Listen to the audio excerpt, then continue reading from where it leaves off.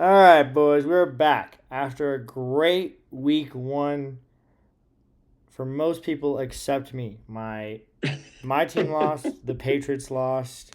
I didn't get even I'm 0-2. I didn't even get a 50-50 win. So, but there was exciting games when you look at like the Buffalo Bills Ravens game. I mean Sunday Night Football first week. You couldn't have asked for any more with that one. So, um, Amazing comeback for wallets and fans everywhere. yeah.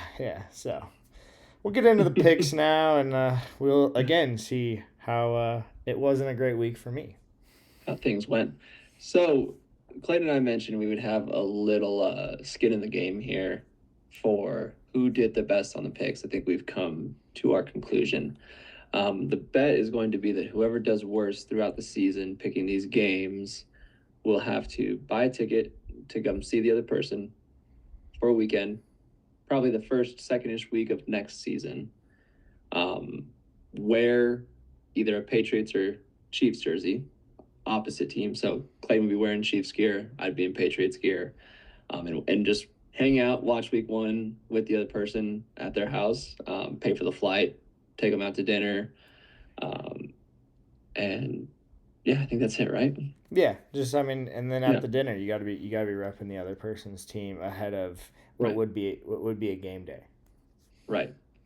So that'll be the bet. There will be some great pictures, I'm sure, to come out of it. We'll keep everybody updated as the year goes along, and let's get into how we started off because I'm feeling all right about it. Yeah, I mean, I'll start us off here. I mean, Epic fail.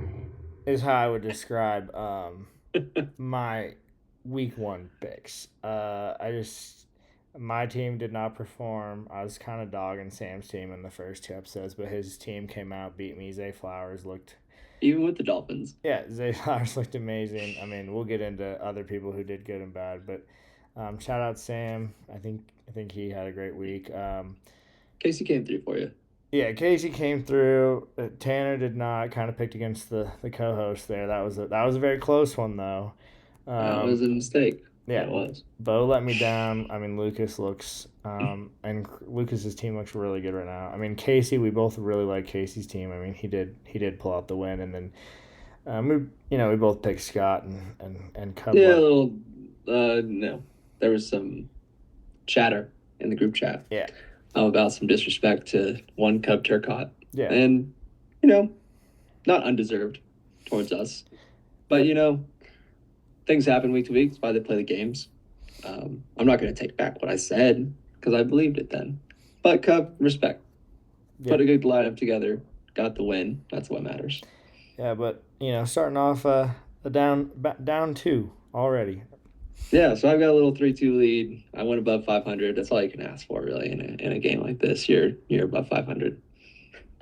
Alrighty. So you want to get into some actual game scores, see what actually happened in these things? Yeah. Good. Well, I'll start here. Easiest pick of the week for me, really. It was pretty obvious. I know ESPN had me at 10, or whatever it was, or Fantasy Pros had me at 10 and had Tanner at number one. Um, David, Goliath, Icarus, the sun. I mean, all these big things come crashing down at some point. I could see it coming because I'm a believer. Lars, you suck. Welcome to. You should be 0-2. You know it. You squeaked out a freaking 1 point, fifth place finish. Welcome to the losers. Yeah. I will say thank you to Patrick Mahomes and James Cook mostly. He should have gotten in the end zone on a nice 40-yard touchdown that would have really put it out of hand. But we put it together. DeAndre Swift came through for me on Monday night. Terry McLaurin shit the bed. So yeah. Yeah, when I look at this matchup, I'm looking at Marvin Harrison. I mean, it's got to be nice. He took him pretty late. I mean, 14 points. I mean, he had some great catches, and that's what you want out of a guy, bounce back year, a guy who you probably will play in your wide receiver two all year long. I mean, you want to see that out of him. Bengals offense probably slightly concerning, but it is against a good Cleveland defense. I think Miles Garrett had like two or three sacks in a row on one Yeah. drive, so Kind of crazy there. When you look at Lars' They team, start slow every year. yeah. That's the thing. I mean, when you look at Lars' team, I mean, Terry McLaurin, really slow start. I mean, that's what happens when you hold out. I assume he Yep. bounces back because that offense still looked good. I think they had 400 yards against the Giants or something crazy. So probably will bounce back down the line. I think Lad McConkey looked good. He just didn't score. The two running backs. Steelers will probably find a bench spot or waiver spot somewhere after giving up, I think it was 32 points to Justin Fields and the Jets. Yeah, I mean, Justin Fields Shout looked out. amazing. I mean, he is in free agency right now. But then the bright spot for Lars is Chuba looked good, and then Barkley also looked good. But yeah, I mean, great week for you. I mean, Mahomes is doing his thing, and then James Cook looked electric. So that's good to see, too, for your team. We'll see about Barkley. I mean, Barkley was, I think, 3 yards a carry. Yeah, I think that was one of it against Dallas defense that I don't think is going to be anything special. One thing that I'm also happy about, Deebo Samuel looked great. I mean, that comes off the back of Terry playing so poorly, I'm sure, but got some touches in the run game, got 10 targets. Can't complain about that. Nice to see him doing that on any team. Yeah, and then I guess I'll highlight, Javonte Williams. Looked like he was going to be the bell cow for Dallas on a team that probably will have to score a lot of points. So right. Many people thought he was washed. So good to see him get in the end zone a couple times. Yeah. All right. Here's to one of the games that we've been accused of disrespect for. 114 for Cub. Only 76 for Scott. Tough week 1 for Scott.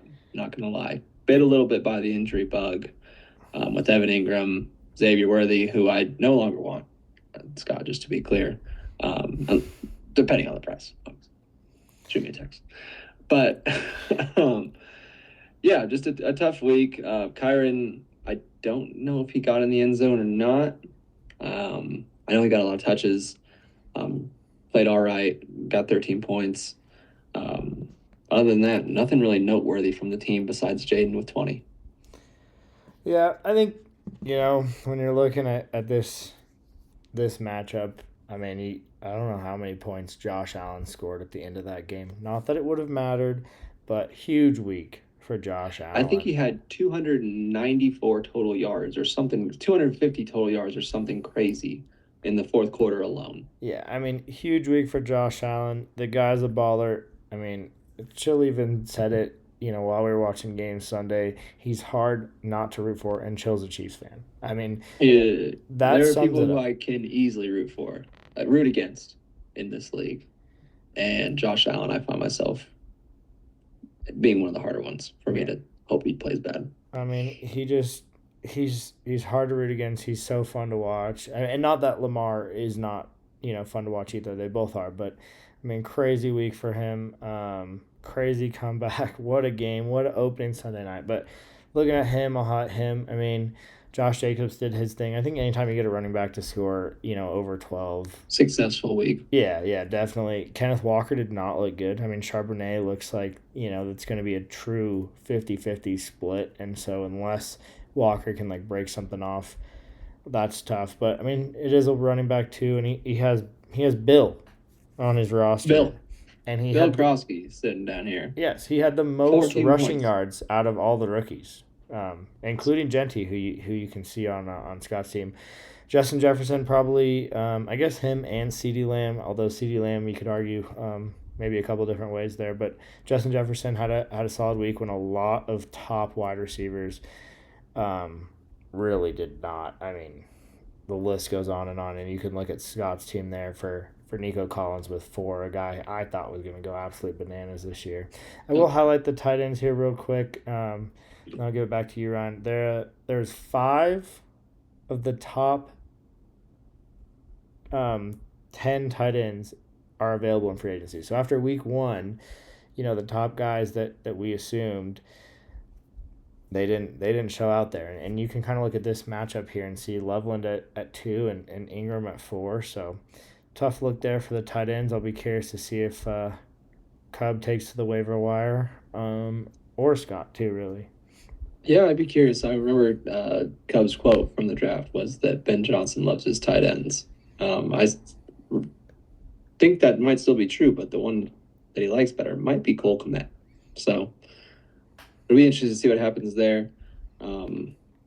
yeah, the craziest thing about this to me was Kenneth Walker. I mean, Charbonnet played it. I mean, watching the game, it just seemed like he played more, and got way more carries. So I'll be interested to see how that plays out. If they're just resting Walker to keep him good for the season, or if they actually want to have Charbonnet featured more.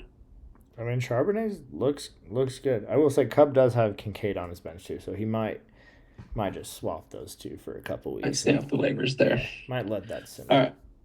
Another blowout here. We got Lucas at 128 and our resident dad at 67. You can't win them all. He might have been tired setting the lineup.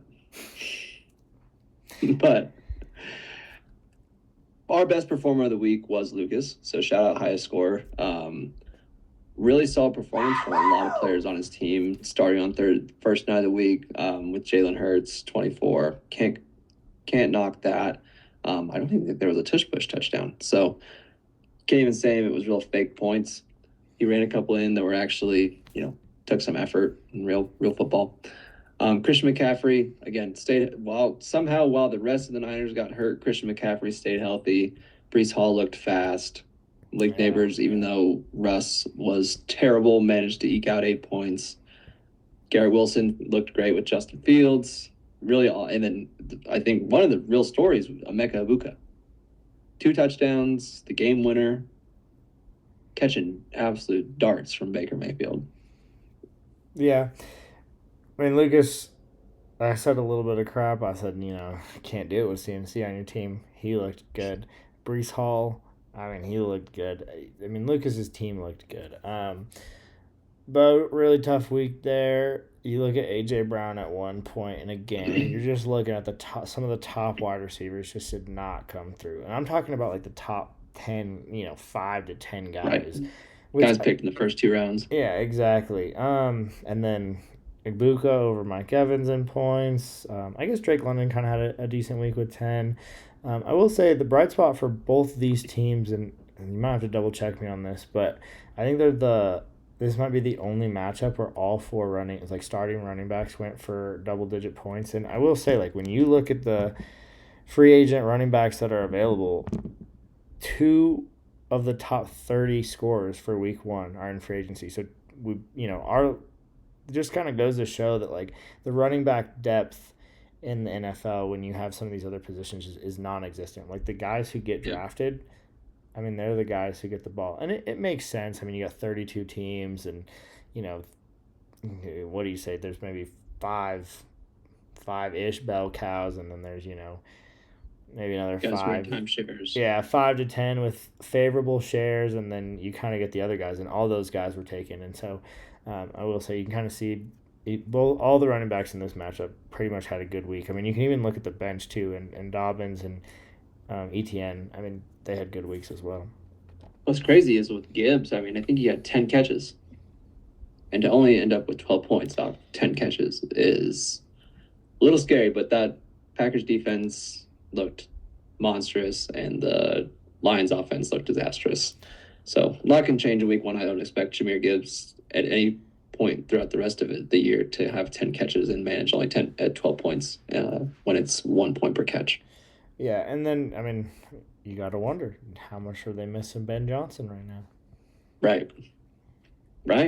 That's a good question.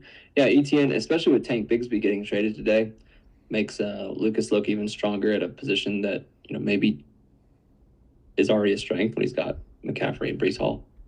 And I'll even throw Jordan Mason out there real quick. He looked like the better runner for the Vikings. I will say Aaron Jones looked pretty good in the passing game, but Jordan Mason looked like the better running back.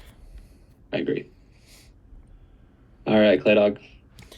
Yeah, this is just tough. This is a painful one.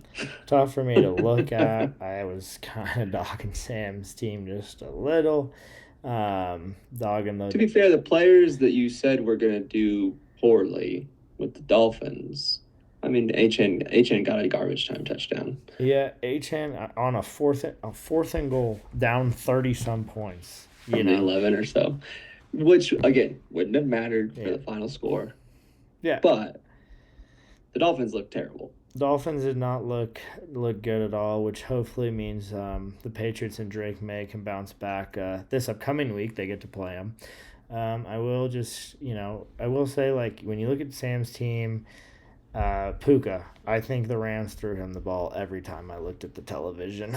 It was tough to see because it was kind of when our game was still slightly close. Like, Sam had kind of had the edge at that point, but In the if afternoon. Puka would have slowed down a little bit and maybe if Kittle wouldn't have gotten hurt, it would have been a little different. But the Kittle injury sucks. I saw it was going to be multiple weeks, and it's a guy I was really excited to draft and have on my team. Disappointed in Hampton in a game where they put up 27 and their offense looked to be moving decently well to only get 6. That hurts. Amon-Ra 6, another wide receiver that top guy that didn't have a good week. CeeDee Lamb had 14, which is a good week. Don't get me wrong, but I Could think have been a monstrous week though. yeah, with the Could have drops. been massive. Yeah, Twitter was saying that, like, with the drops, if they would have, if he would have caught him, I mean, if, it would have been like 200 yards and a touchdown. So, I don't know. I'm kind of slightly disappointed just because, I mean, I know 14 is a good week, but, like, the drops sucked.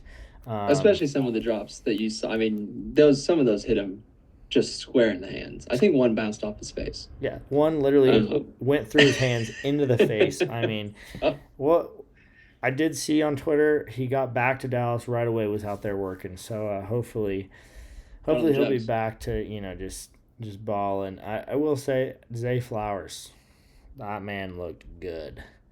That Great. is looking like a really good pick for Sam. And then one more thing I'll highlight here.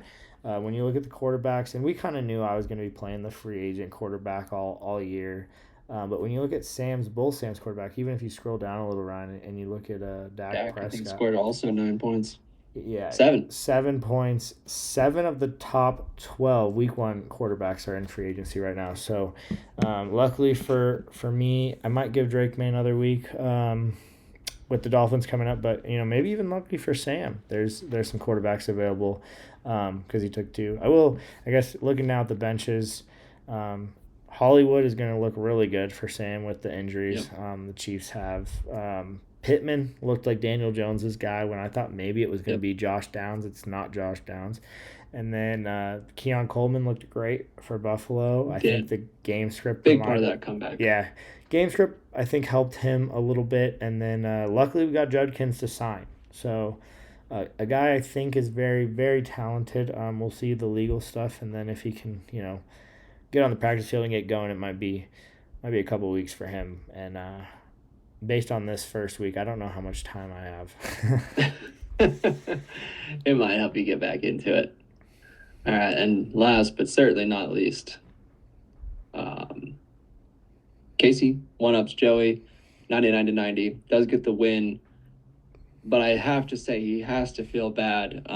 If I said this in the group chat, but DJ Moore caught the pass from Caleb Williams on the final play of the game that started the lateral to try to get down the field.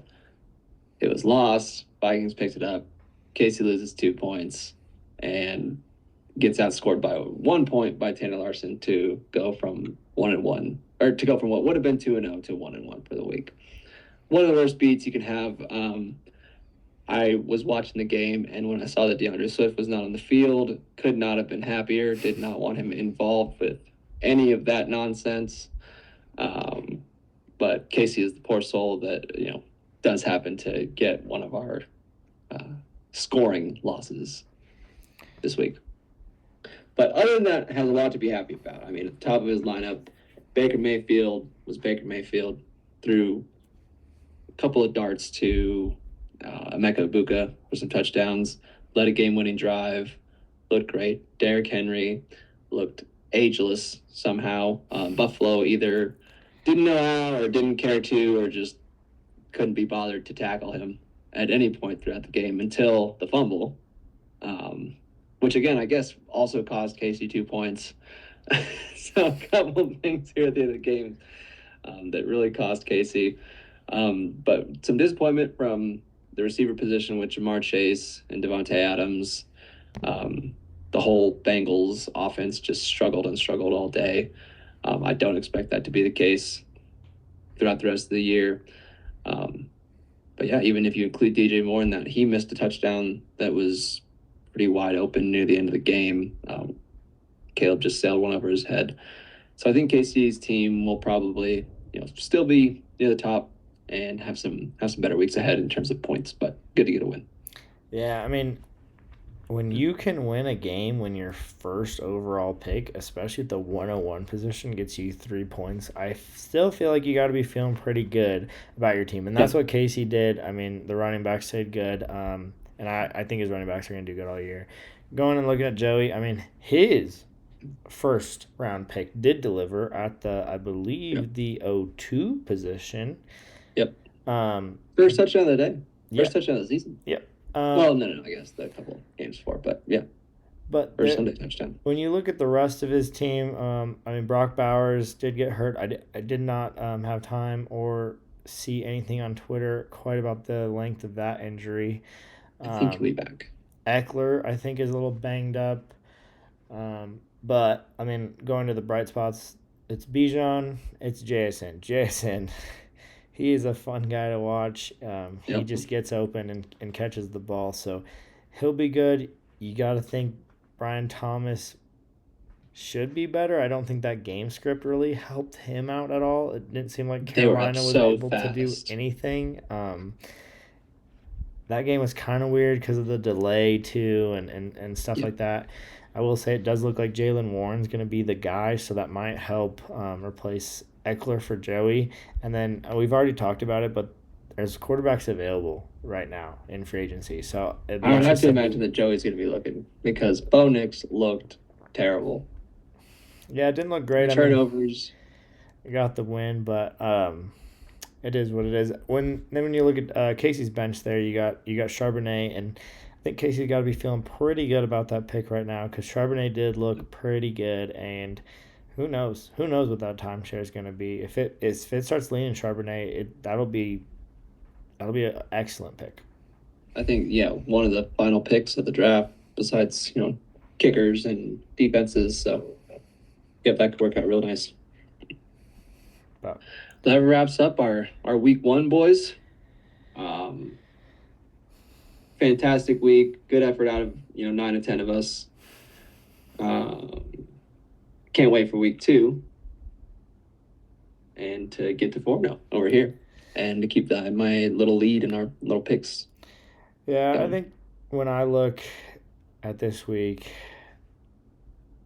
I just got to put it behind me. And the nice thing is it's already Tuesday, and we already got week 2 starting Thursday. And so I'm just looking ahead, looking at week 2, looking at the bounce back. I think when you lose and you don't have a good week, especially when you go 0-2, you are really just looking at next week, and you're just, whereas when you win, you can kind of admire it, and you just feel good for a little bit. So, got the waivers going tonight, and we'll see what everybody can kind of do there.